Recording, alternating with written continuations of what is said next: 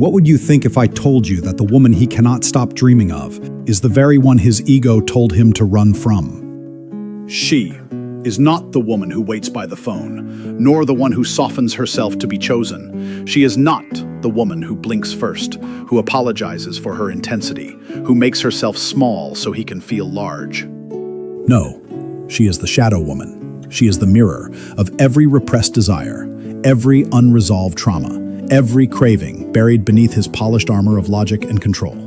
And yet, he desires her with a hunger he cannot name. In the darkest recesses of his psyche, where masks dissolve and the ego trembles, she lingers. She is not the fantasy, she is the unfiltered truth, the chaos behind his composure, the wildfire beneath his ice. She doesn't chase, she beckons, not with words, but with presence, not with seduction, but with sovereignty. She is the embodiment of the feminine unconscious, mysterious, elusive, untamed. Carl Jung spoke of the anima, the feminine archetype within every man. When denied or suppressed, she shows up not as peace, but as obsession.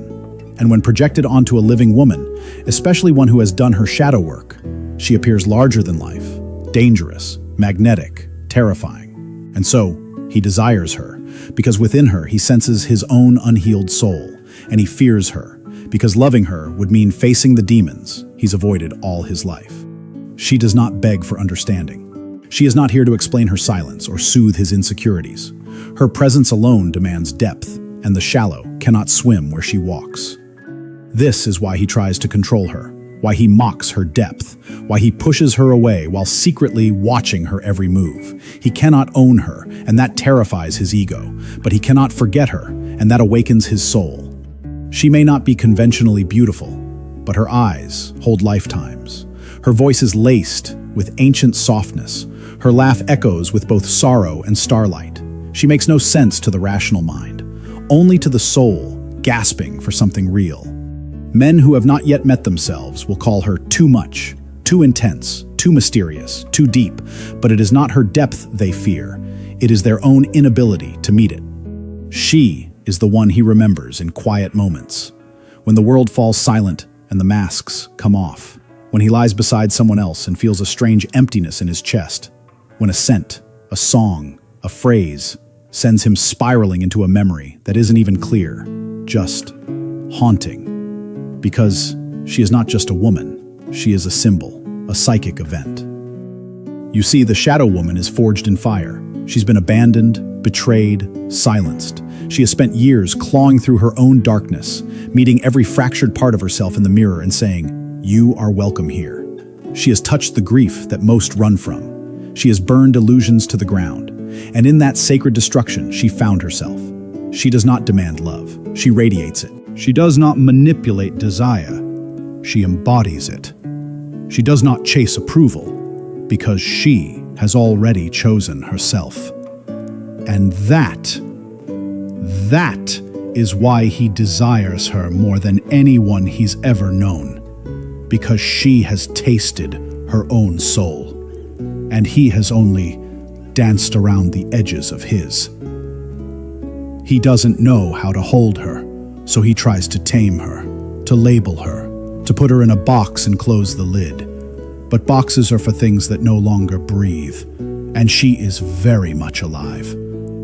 He may ghost her, but her essence lingers like incense in his lungs. He may deny her, but dreams will betray him.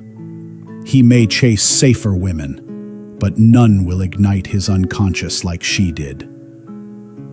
And you may wonder why you've been both worshipped and discarded, why men seem intoxicated by your presence, only to vanish into silence. It's not because something is wrong with you. It's because your energy triggers something ancient in them. You are not just a woman. You are the question they have avoided answering, the truth they don't know how to live with, the mirror they want to break, because it reflects too much. And until they learn to love their shadow, they will never be able to love you. When a man leaves a woman like this, he doesn't simply walk away. He bleeds in silence. He may not cry, he may not reach out, but her absence will rearrange the furniture of his inner world. Because it is not her body he misses. It is the mirror she held up to his soul. She didn't love him like others did. She saw him. Not the mask, not the bravado. Him. And once a man has been seen like that, ordinary love begins to taste like dust. Carl Jung wrote, "Until you make the unconscious conscious, it will direct your life and you will call it fate." And for him, losing her feels like fate, but it was always a reflection of the war inside. He will try to replace her with women who say the right things, who don't ask hard questions, who don't make his chest feel like it's collapsing under the weight of truth. But those women will not haunt him. They will not make his heart race without touching him. They will not enter his dreams uninvited. They will not hold power. They will be safe. And he will suffer, not because she punished him, but because her silence forced him to hear what he's been avoiding for years, himself.